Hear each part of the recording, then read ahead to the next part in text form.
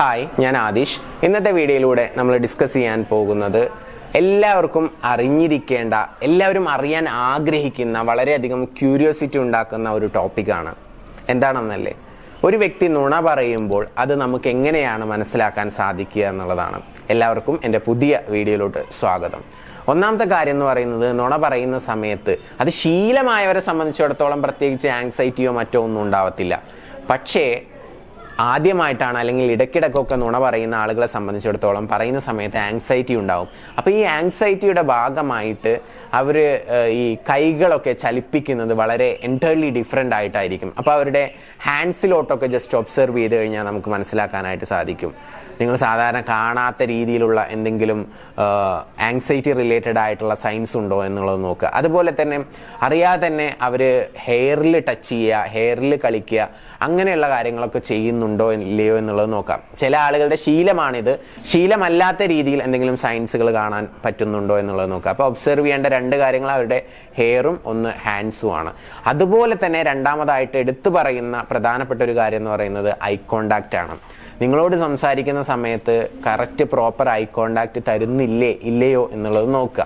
തരാതെയാണ് പറയുന്നതെങ്കിൽ may be ചിലപ്പോൾ അത് കള്ളമാവാനുള്ള ചാൻസ് കൂടുതലാണ്. ഇനി മൂന്നാമത്തെ കാര്യം എന്ന് പറയുന്നത്, അവരെന്തെങ്കിലും കാര്യം പറയുന്ന സമയത്ത് ഒരു ആർട്ടിഫിഷ്യൽ സ്മൈൽ ക്രിയേറ്റ് ചെയ്തുകൊണ്ടാണ് പറയുന്നത് അല്ലയോ എന്നുള്ളത് നോക്കുക.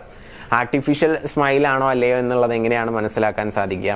ആ ഒരു സ്മൈൽ അവരുടെ ഐസിൽ വരുന്നുണ്ടോ ഇല്ലയോ എന്നുള്ളത് നോക്കുക. ചിലപ്പോൾ ഐസിൽ ഭയമായിരിക്കും, മുഖത്ത് സ്മൈൽ ക്രിയേറ്റ് ചെയ്തിട്ടുണ്ടായിരിക്കും. അത് നമുക്ക് ജസ്റ്റ് ഒന്ന് ഒബ്സർവിങ് കഴിവുണ്ടെങ്കിൽ നമുക്ക് മനസ്സിലാക്കാനായിട്ട് സാധിക്കും. അപ്പോൾ ആർട്ടിഫിഷ്യൽ സ്മൈലോട് കൂടിയിട്ടാണ് സംസാരിക്കുന്നതെങ്കിലും അതൊരു കള്ളമായിരിക്കും പറയുന്നത് എന്നുള്ളത് നമുക്ക് മനസ്സിലാക്കാവുന്നതാണ്. പിന്നെ അതുപോലെ തന്നെ കള്ളം പിടിക്കാൻ വേണ്ടിയിട്ടുള്ള ഒരു ടെക്നിക്കാണ്, അവരെന്തെങ്കിലും പറഞ്ഞുകൊണ്ടിരിക്കുന്ന സമയത്ത് പെട്ടെന്ന് നമ്മൾ മൂളിക്കൊണ്ടിരിക്കുകയാണല്ലോ. അപ്പോൾ പെട്ടെന്ന് കുറച്ച് മുമ്പ് പറഞ്ഞ അല്ലെങ്കിൽ ഒരു മിനിറ്റ് മുമ്പ് പറഞ്ഞ കാര്യങ്ങൾ ചോദിച്ചു നോക്കുക. അപ്പോൾ അത് അവർക്ക് വീണ്ടും അതുപോലെ തന്നെ പറയാൻ കഴിയുന്നുണ്ടോ ഇല്ലയോ എന്നുള്ളത് നോക്കുക. അങ്ങനെ പറയാൻ കഴിയുന്നുണ്ടെങ്കിൽ അത് സത്യമായിരിക്കാം. അതേപോലെ തന്നെ പറയാൻ കഴിയുന്നില്ലെങ്കിൽ മേ ബി ചിലപ്പോൾ അവർ സ്റ്റക്കായി പോകും.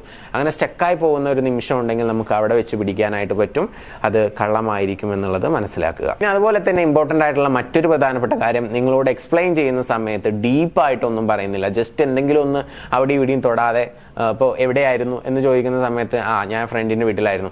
അപ്പോൾ അവിടെ എക്സ്പ്ലനേഷൻ ഒന്നുമില്ല, ആരുടെ വീട്ടിൽ എന്നൊന്നും പറഞ്ഞിട്ടില്ല. അപ്പോൾ വാട്ട്, ഹൂ, ഹൗ, വെൻ ഇങ്ങനെയുള്ള ക്വസ്റ്റ്യൻസ് നമുക്ക് അറിയേണ്ട കാര്യങ്ങളൊന്നും അവർ റിവീൽ ചെയ്യുന്നില്ല എന്ന് വിചാരിക്കുക. ജസ്റ്റ് ആ സിമ്പിളായിട്ട് ആൻസർ ചെയ്ത് പോവുകയാണ്. എവിടെയായിരുന്നു? ഫ്രണ്ടിൻ്റെ വീട്ടിലായിരുന്നു. അല്ലെങ്കിൽ അതിന് പകരം ഇന്ന ഫ്രണ്ടിൻ്റെ വീട്ടിലായിരുന്നു എന്ന് അവർക്ക് പറയാം, അല്ലേ? ഒറ്റ സെൻറ്റൻസിൽ തന്നെ പറഞ്ഞാൽ മതി. അങ്ങനെ പറയുന്നില്ല എങ്കിൽ നിങ്ങൾ എന്ത് ചെയ്യാം? നിങ്ങൾക്ക് കൂടുതൽ കാര്യങ്ങൾ ചോദിക്കാം. അപ്പോൾ നിങ്ങൾക്ക് മനസ്സിലാക്കാനായിട്ട് സാധിക്കും. അതല്ലാന്നുണ്ടെങ്കിൽ ആ പറച്ചിൽ നിന്ന് തന്നെ നമുക്ക് ഒബ്സർവ് ചെയ്ത് മനസ്സിലാക്കാൻ പറ്റും.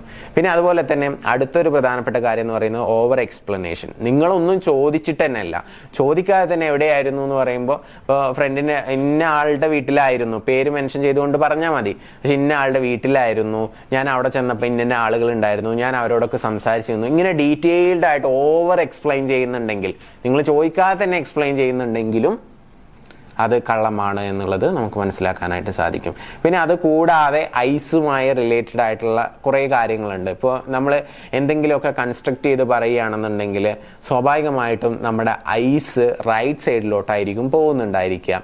ഇനി അതല്ല, നമ്മൾ നടന്ന ഒരു സംഭവം ഓർത്തെടുത്ത് പറയുകയാണെന്നുണ്ടെങ്കിൽ നമ്മുടെ ഐസ് എപ്പോഴും ലെഫ്റ്റ് സൈഡിലോട്ടായിരിക്കും പോവുക, പാസ്റ്റിലെ കാര്യങ്ങൾ ഓർത്ത് പറയുന്ന സമയത്ത്. അപ്പോൾ റൈറ്റ് സൈഡിലോട്ട് നിങ്ങൾ സംസാരിക്കുന്ന സമയത്ത് കൂടുതലായിട്ടും ഐസ് പോകുന്നുണ്ടെന്നുണ്ടെങ്കിൽ അതും കള്ളമാണ്, അല്ലെങ്കിൽ അത് കൺസ്ട്രക്ട് ചെയ്തുകൊണ്ട് പറയുന്നതാണെന്നുള്ളത് നമുക്ക് മനസ്സിലാക്കാനായിട്ട് സാധിക്കും. ബോണസ് ആയിട്ട് ഒരു ടിപ്പ് കൂടി ഞാൻ പറഞ്ഞു തന്നിട്ടുണ്ട്. അപ്പോൾ 7ഓളം സൈൻസ് ആണ് പറഞ്ഞത് ഒരു വ്യക്തി കള്ളമാണ് പറയുന്നത് എന്നുള്ളത് മനസ്സിലാക്കാൻ. ഇതിൽ 1ഓ 2ഓ കണ്ടതുകൊണ്ട് പുള്ളി കള്ളമാണ് പറയുന്നതെന്ന് പറഞ്ഞ് പിടിച്ചടിക്കുകയോ അല്ലെങ്കിൽ പ്രശ്നങ്ങൾ ഉണ്ടാക്കുകയോ ചെയ്യരുത്. പൂർണ്ണമായിട്ടും ഈ സൈൻസ് ഒക്കെ നിങ്ങൾക്ക് കാണാൻ സാധിക്കുകയാണെന്നുണ്ടെങ്കിൽ കള്ളമാണ് എന്നുള്ളത് നിങ്ങൾക്ക് ഉറപ്പിക്കാവുന്നതാണ്. അപ്പോൾ ഇന്നത്തെ വീഡിയോ നിങ്ങൾക്ക് യൂസ്ഫുൾ ആണെന്ന് എനിക്ക് തോന്നുന്നു. നിങ്ങൾക്ക് അങ്ങനെ തോന്നുന്നുണ്ടെങ്കിൽ നിങ്ങളുടെ സുഹൃത്തുക്കൾക്ക് മാക്സിമം അയച്ചു കൊടുക്കുക. അവരും വീഡിയോസൊക്കെ കാണട്ടെ. നിങ്ങൾക്ക് ഈ വീഡിയോയുമായി ബന്ധപ്പെട്ട എന്തെങ്കിലും ക്വസ്റ്റ്യൻസോ കാര്യങ്ങളോ ചോദിക്കാനുണ്ടെങ്കിൽ താഴെ കമൻറ്റ് ചെയ്യാവുന്നതാണ്. നിങ്ങളുടെ വിലയേറിയ അഭിപ്രായങ്ങൾ താഴെ കമൻ്റായിട്ട് രേഖപ്പെടുത്തുക. നിങ്ങൾക്ക് ഏതെങ്കിലും രീതിയിലുള്ള പ്രത്യേകതരം ടോപ്പിക്കുകൾ ആവശ്യമുണ്ടെന്നുണ്ടെങ്കിൽ അത്തരം ടോപ്പിക്കുകൾ താഴെ കമൻറ്റ് ചെയ്യുക. അതുമായി റിലേറ്റഡ് ആയിട്ടുള്ള വീഡിയോസ് ചെയ്യാൻ വേണ്ടി ശ്രമിക്കാം. പുതിയ വീഡിയോയുമായിട്ട് വീണ്ടും കാണാം.